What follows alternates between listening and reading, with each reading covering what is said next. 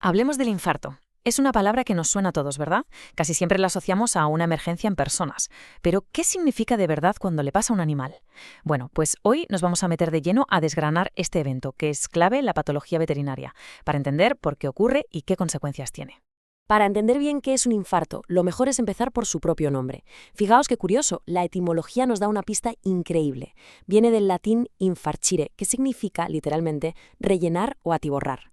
Hay que quedarse con esta imagen en la cabeza, porque esa idea de rellenar con sangre va a ser fundamental para visualizar lo que pasa en el cuerpo.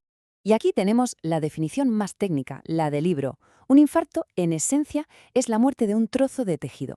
Y esa muerte ocurre por una razón muy simple. Se le ha cortado el grifo de la sangre, ya sea porque se bloquea la arteria que trae el oxígeno o, más raramente, porque se bloquea la vena que se lo lleva. Si no hay flujo de sangre, no hay oxígeno y las células pues simplemente se mueren. Así de simple y así de brutal. Vale, entonces la pregunta del millón es, ¿qué provoca ese bloqueo tan repentino? Vamos a ver qué puede llegar a detener el flujo de sangre de una forma tan drástica.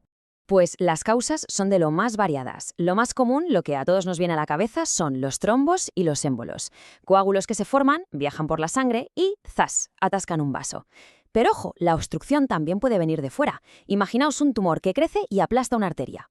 O un problema totalmente mecánico, como una torsión intestinal que literalmente hace un nudo en los vasos sanguíneos. E incluso hay casos, como en el ergotismo, en los que el propio vaso se contrae con tanta fuerza que se cierra por completo. Bien, y ahora llegamos a una de las distinciones más importantes y visuales. No todos los infartos tienen el mismo aspecto.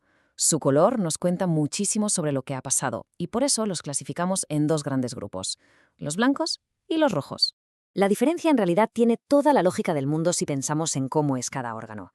Los infartos blancos, que también llamamos anémicos, son típicos de órganos macizos, compactos, pensad en un riñón o en el corazón.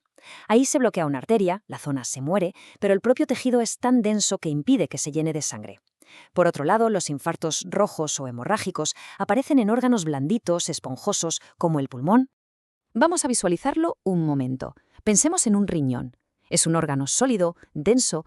Aunque los vasitos de los bordes sangren un poco, la sangre no puede inundar el tejido muerto. Es que sencillamente no hay sitio, no cabe. El resultado, un área de necrosis pálida, blanquecina, de ahí su nombre, infarto blanco. Y ahora, la otra cara de la moneda, el pulmón. El pulmón es como una esponja. Si un trozo se muere, la sangre de los vasos de alrededor se filtra sin problemas y lo inunda todo. Lo atiborra de sangre. Y aquí es donde volvemos a la palabra del principio. ¿Recordáis? ¿Infarcire? Pues esto es literalmente eso. Es la definición hecha imagen. Un apunte rápido pero súper importante. La mayoría de infartos son estériles, limpios por así decirlo. Pero, ¿qué pasa si el coágulo que lo ha provocado viene cargado de bacterias? Esto pasa, por ejemplo, si se desprende de una válvula del corazón que está infectada. Pues en ese caso el infarto se convierte en un infarto séptico y ese tejido muerto se transforma en un absceso, lo que, claro, complica muchísimo el pronóstico. Ahora bien, un mismo bloqueo no siempre acaba igual. ¿Por qué algunos tejidos son mucho más sensibles y sufren un infarto devastador, mientras que otros apenas se enteran? Pues vamos a ver los factores que marcan esa diferencia. Son 4 puntos clave que deciden el futuro de ese tejido. Primero, la circulación. ¿Tiene el órgano un plan B, una circulación doble? Segundo, la velocidad. Si el bloqueo es lento, le da tiempo al cuerpo a crear carreteras secundarias. Tercero, y esto es vital, la resistencia del propio tejido.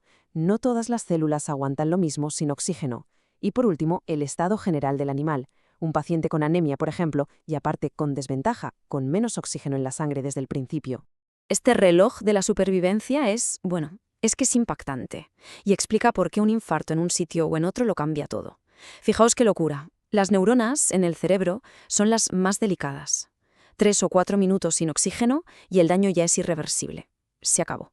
Las células del corazón aguantan un poco más, nos dan un margen de 20 o 30 minutos, y en el otro extremo tenemos a los tipos duros, los fibroblastos, que aguantan horas. La diferencia es sencillamente abismal. Aquí volvemos al famoso plan B, a la red de seguridad del cuerpo. El hígado, por ejemplo, recibe sangre de 2 sitios, de la arteria hepática y de la vena porta. Y los pulmones igual, de la arteria pulmonar y de la bronquial. Si se bloquea una vía, la otra puede compensar y evitar una necrosis gigante. Es por este seguro de vida que los infartos en estos órganos son mucho menos comunes.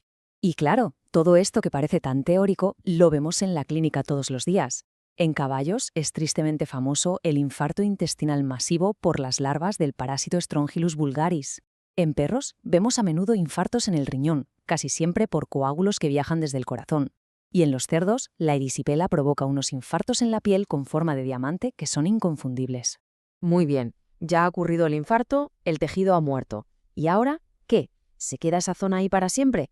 No, el cuerpo tiene un plan para gestionar esa catástrofe. Vamos a ver cómo evoluciona la lesión. Macroscópicamente, si vemos un infarto, hay algo que salta a la vista. Casi siempre tiene forma de cuña, como un quesito. Y esto no es casualidad, es pura anatomía. Refleja la forma en que se ramifican los vasos, como un árbol. El punto del bloqueo es el vértice de la cuña y la base ancha es la zona más alejada del órgano, todo el territorio que dependía de esa rama que se ha cortado. El proceso de reparación es como una obra muy bien organizada. Primero, el tejido muerto es un problema, así que se acota la zona con inflamación. Después, llega el equipo de limpieza, los macrófagos, a comerse todos los escombros. Luego aparecen los obreros, los fibroblastos, que empiezan a tejer una red de colágeno para rellenar el hueco, y el resultado final de esa obra es una cicatriz. Esto lo resume perfectamente una autoridad como J.L. Vegad.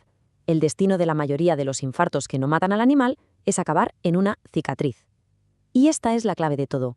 El tejido que hacía el trabajo, el tejido funcional, no se regenera. Se sustituye por un parche, por tejido cicatricial, que no hace nada. Y esto nos lleva a la última pregunta, a la reflexión final. Si el cuerpo al final lo arregla con una cicatriz, ¿por qué un infarto en el corazón o en el cerebro puede ser mortal? Pues la respuesta, claro, no está en la cicatriz, está en la función que se ha perdido. Para siempre. Una pequeña cicatriz en el riñón puede no tener importancia, pero una cicatriz, por muy pequeña que sea, en el sitio equivocado del corazón, puede ser la última.